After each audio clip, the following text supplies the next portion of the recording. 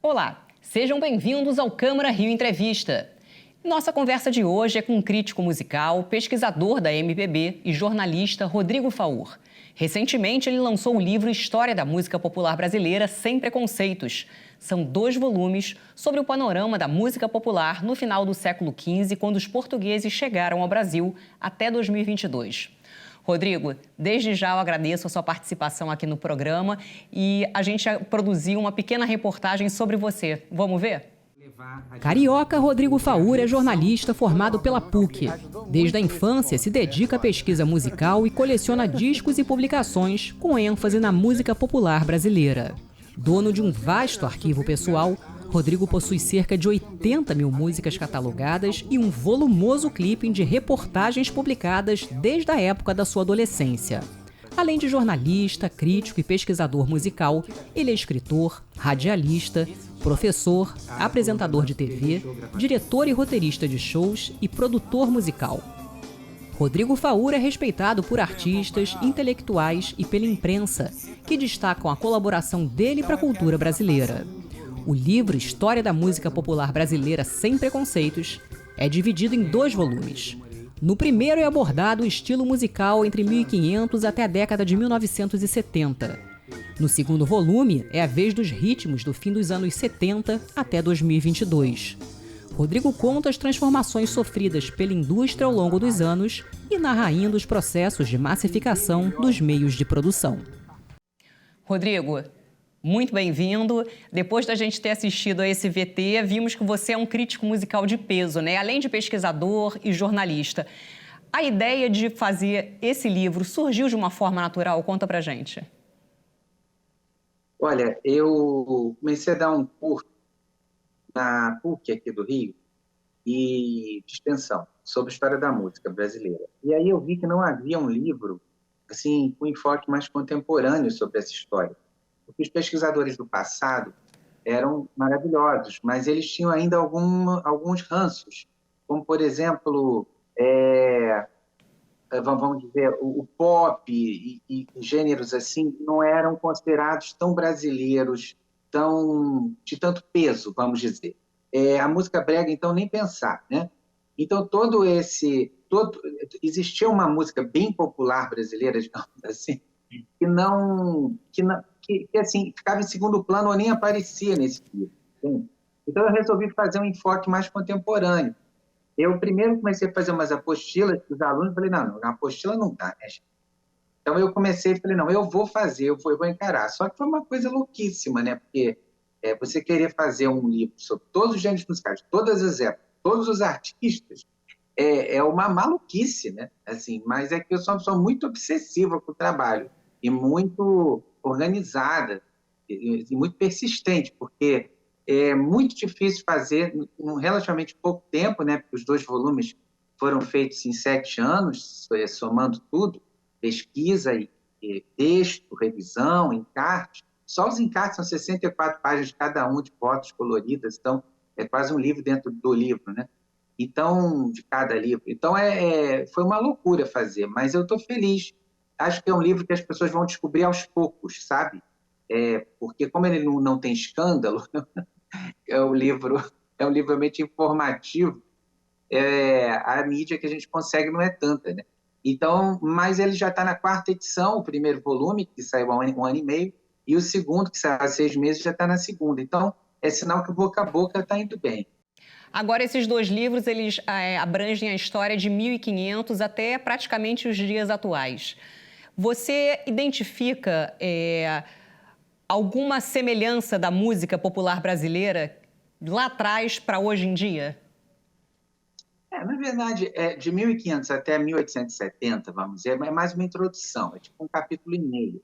É só porque eu não queria que, de repente, apareceu do nada. A gente tem que dizer de onde, né, das origens, né, das influências, né, da influência do branco, do indígena, do negro, né, de vários que também não é de um povo só, são de vários povos, né, tem influência da polca, que vem da antiga Tchecoslováquia, como tem influência de um tronco que vem ali do Ibérico, por Portugal, Espanha, como também, sabe? Então, você vai ter também pretos que vieram de regiões diferentes da África.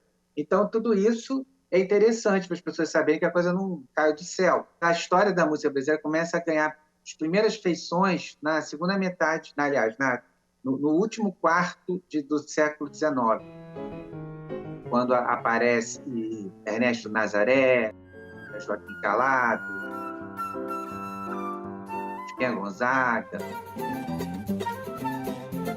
essa turma, né, do choro, do machixe, né, e da polca, é ali que começa a ter uma cara, começa a ganhar uma cara, e depois ela vai ganhar realmente as feições definitivas já nos anos 30.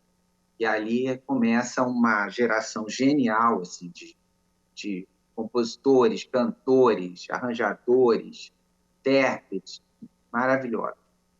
Rodrigo, e como você classifica a música no Brasil? Minha querida, é uma das músicas, se não a mais rica do planeta, assim, em termos de gêneros, é uma coisa loucura. Isso que a gente nem vai falar na folclórica, né? A folclórica tem uma influência sobre a música popular, mas se a gente ainda for abranger todas as manifestações folclóricas, aí é uma maluquice, né? Mas mesmo as que ficaram mais populares, assim, é um baú sem fundo. Eu digo que eu só sei que nada sei. Quanto mais eu pesquiso a nossa música, mais eu vejo quanto ela é inacreditavelmente rica. E, ao mesmo tempo, como hoje a gente também joga fora grande parte dessa riqueza e em prol de certos modismos massificados, sabe? E que acabam pulverizando essa música e fazendo tudo um arremedo de uma música pop, digamos assim. Então, os gêneros que estão na moda hoje, todos já acabam se parecendo muito. Não se trata de uma visão passadista nem saudosista. É apenas que, infelizmente, quando o capitalismo vem muito pesado e visa só o lucro, né, e a internet, quando vem e ela inicialmente democratiza um pouco, mas logo vem os algoritmos para acabar com isso. Então, a gente tem um epílogo no segundo volume que eu falo justamente dessas transformações um tanto perversas que a nossa indústria musical sofreu na última década e meia, sabe? A gente vê que houve uma transformação brutal do mercado e hoje, realmente, a gente só tem um mercado de nicho. Um nicho grande da música massificada e pequenos nichos de artistas que só determinados públicos conhecem. É diferente de até o início do século XXI, que você tinha um artista como o Zeca Pagodinho, que qualquer criança, qualquer velho, qualquer classe social conhecia, ou como a nossa saudosa agora Rita Lee, ou como Tim Maia, ou como, sabe? Eram pessoas que conseguiam penetrar por todas as classes, por todas as idades, por todas as épocas. Então, isso está cada vez mais raro. Tá ótimo, obrigada. O Câmara de Entrevista vai para um rápido intervalo. Não saia daí, a gente volta já já.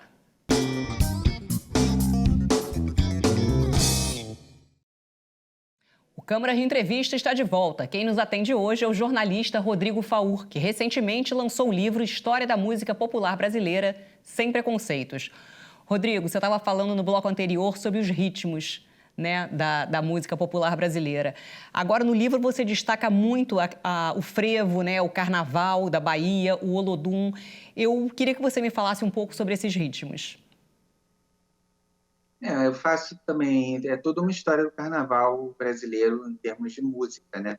Tanto no Rio, quanto na Bahia, quanto em Pernambuco, né? Que são os 3 carnavais mais fortes. E até também falo um pouquinho do carnaval do Maranhão também, que é um pouquinho diferente, que tem umas características um pouco diferentes. Mas realmente o carnaval do Rio começa lá no século XIX, a ficar mais assim em termos musicais, né? Até uma música, algumas músicas feitas de carnaval, mas ele começa mesmo a ter uma música própria a partir do Carnaval de 17, com Pelo Telefone, que foi um samba que caiu na boca do povo e acabou consagrando o próprio gênero. Antigamente o samba vinha escrito em alguns selos de disco, mas não era, enfim, ainda era uma coisa meio assim, até que quando o Djonga registra pelo telefone e aquela música realmente dá certo, esse estilo começa a vingar. O chefe da folia pelo telefone manda me avisar e com alegria não se questione para se brincar. E logo a seguir, assim, em 1920, por aí na década de 20, a marcha também carnavalesca, que vem da marcha portuguesa, mas com características brasileiras, ela acaba substituindo a cançoneta, que era um tipo de música muito divertido do teatro de revista, muito jocoso. Ó jardineira, por que estás tão triste? Mas o que foi que te aconteceu? Foi a camélia que caiu do galho, deu 2 suspiros e depois morreu. A música brasileira ela ganha uma cara própria mesmo, geral, nos anos 30, mas ela vem desde o final do século XIX, que ela vem cada vez se aprimorando mais, cada vez ficando mais popular. O advento do disco também, a partir de 1902, ajudou muito, e o advento do rádio comercial, a partir de 32, também. Isso foram 2 marcos na divulgação da própria música brasileira, né? Antes, você tinha manifestações em coretos, você tinha manifestações por bandas militares. Quando vem no carnaval o samba e depois a marcha, isso foi uma coisa muito forte para a nossa música, uma coisa extremamente popular. E aí depois também vieram os sambas de meio de ano e tudo. Isso tudo acabou dando uma identidade inicialmente para a nossa música, muito forte. E depois também as músicas chamadas antinortistas, depois nordestinas, né? que também caíram muito no gosto do público. E no caso da música romântica, inicialmente era a modinha, depois a valsa, e depois o samba-canção, e mais tarde o rock-balada, e por aí vai. E para que público é direcionado esses livros, Rodrigo? Para qualquer idade? Eu creio que seja um livro culturalmente interessante para qualquer pessoa que queira entender a nossa cultura brasileira, e também para qualquer estudioso de música, porque a música brasileira é tão vasta que mesmo eu, que sempre estudei isso, colecionei isso desde pequeno, aprendi muito fazendo esse livro. Muitos estilos que eu falo, eu nunca tinha nem ouvido direito. Então, eu tive que ir ler sobre eles e ouvir especialistas, né, e conseguir novos discos para poder entender certas manifestações musicais. Então, assim como eu aprendi muito com esse livro, eu tenho certeza que ninguém é especialista em tudo, mesmo que seja um amante da música brasileira. Sempre vai ter coisas do passado ou do presente que a pessoa nunca nem se deu conta que aquilo existia. E tem um outro ponto também nesse livro que eu toco, que é a música brasileira no exterior. E muito, por exemplo, hoje a gente tem uma música popular zona brasileira muito massificada e, assim, às vezes um pouco pueril também, né? Nas temáticas, assim, uma certa repetição de fórmulas. E existe uma outra música brasileira, digamos, mais sofisticada, sem ser tanto baseada no entretenimento puro, mas também numa melodia, numa harmonia, numa letra, que é muito consumida também fora do Brasil. E, então, eu fiz também essa análise da música brasileira, tanto em Portugal, que é o nosso exportador direto, né?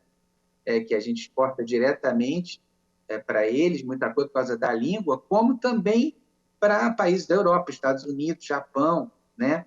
África. Como é que chega essa nossa música nesses lugares também? Como é que pessoas que aqui no Brasil a gente nem passa na rua, quase ninguém conhece, e em alguns lugares são ídolos. Então, até isso eu tive o cuidado de colocar também nesse livro, e também algumas expressões, aspas, regionais.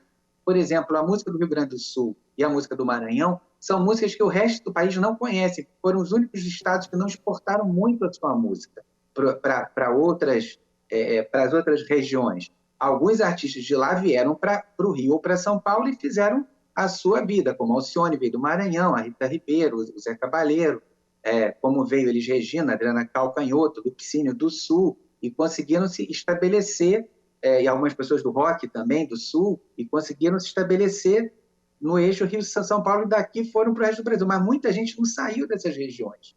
E tem uma música muito própria, assim como a música do Pará, só recentemente começou a ficar um pouquinho mais conhecida. A música de Pernambuco também tem uma parte que só lá, ou pelo Nordeste, que é mais conhecida. Então, eu tive esse cuidado também de não esquecer nem do resto do Brasil, fora daqui do Rio, né, e São Paulo, como também da música que vai para o exterior.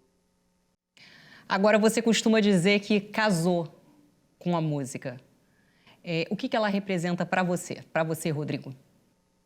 Porque é uma dedicação muito grande. Você imagina que eu tenho 8.000 discos, todos catalogados, eu sempre fiz clipping de tudo que saía na imprensa sobre os artistas desde meus 13, 14 anos.